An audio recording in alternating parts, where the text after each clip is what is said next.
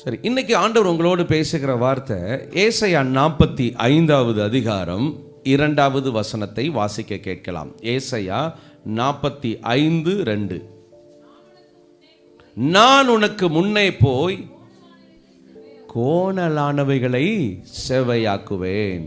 ரெண்டே விஷயம் தான் கர்த்தர் சொல்றார். நான் உனக்கு முன்னாடி போறேன். நான் உனக்கு முன்னாடி போறதுனால உன் வாழ்க்கையில் இருக்கிற அந்த கோணலானவைகளை எல்லாம் நானே உனக்கு செவ்வையாய் மாற்றி தருவேன். அல்லேலூயா. அப்ப நம்ம வாழ்க்கையில நிறைய கோணலானவைகள் இருக்கும்.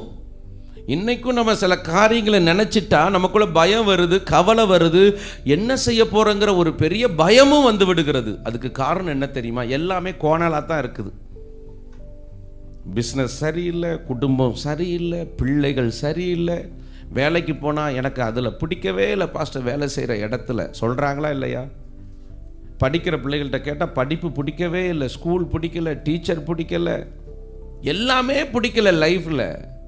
ஆனாலும் நம்ம வாழ்ந்து கொண்டே தான் இருக்கிறோம். அதுக்கு என்ன காரணம்னா, அவர் நமக்கு முன்னாடி போய் கோணலானதெல்லாம் செவ்வாய்ப்படுத்தி கொடுத்துட்டே இருக்கிறார். அல்லேலூயா.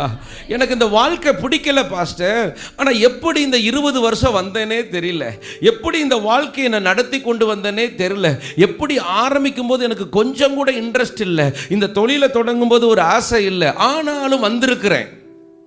நான் விருப்பப்பட்டு வரல, நான் இதை விட்டு விலகி போகணும் தான் நினைச்சேன், ஆனால் கர்த்தர் கொண்டு வந்திருக்கிறாருன்னா ஒரே ஒரு விஷயத்தை மறந்துடாதீங்க, அவர் உங்களுக்காக கோணலானவைகளை எல்லாம் செவ்வைப்படுத்தி இருக்கிறார். அப்படி அவர் செவ்வைப்படுத்தலைன்னா அந்த கோணலுக்குள்ள நீங்க சிக்கி சின்ன பின்னமா போயிருப்பீங்க. புரியுதா நான் சொல்றது? ஆண்டவர் சொல்ற வார்த்தை உங்களுக்கு விளங்குதா? நாம நினைச்சிட்டு இருக்கோம் ஏதோ வந்துட்டோம், ஏதோ காலத்தை கடந்துட்டோம், ஏதோ பாஸ்டர் நடந்துருச்சு. ஏதோலாம் நடக்கல, அவருடைய பலத்துல உங்களை நடத்திட்டு வந்திருக்கிறார். உங்களுக்கு என்ன அவ்வளோ பர்ஃபெக்டான கணவரா? நீங்க தடிக்கு விழுந்தா தாங்குற மாதிரி, உங்களுக்குன்னு அப்படியே உங்களை தட்டில் வச்சு தாங்குற மனைவியா?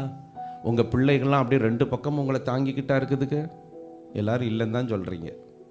ஜெனிஃபரை முன்னாடி வச்சுக்கிட்டே பார்வதி சிஸ்டர் இல்லைன்னு சொல்கிறாங்க. எவ்வளோ தைரியம்! ஸோ அதுதான் லைஃப். ஆனாலும் கர்த்தர் என்னோடு கூட இருக்கிறார். அதனால தான் வேதத்தில் தகப்பனும் தாயும் என்னை கைவிட்டாலும் கர்த்தர் என்னை சேர்த்து கொள்வார். இந்த உலகத்தில் நம்மளை கைவிடாதவங்க யாரும் கேட்டிங்கன்னா தகப்பனும் தாயும் தான். எந்த சூழ்நிலையில்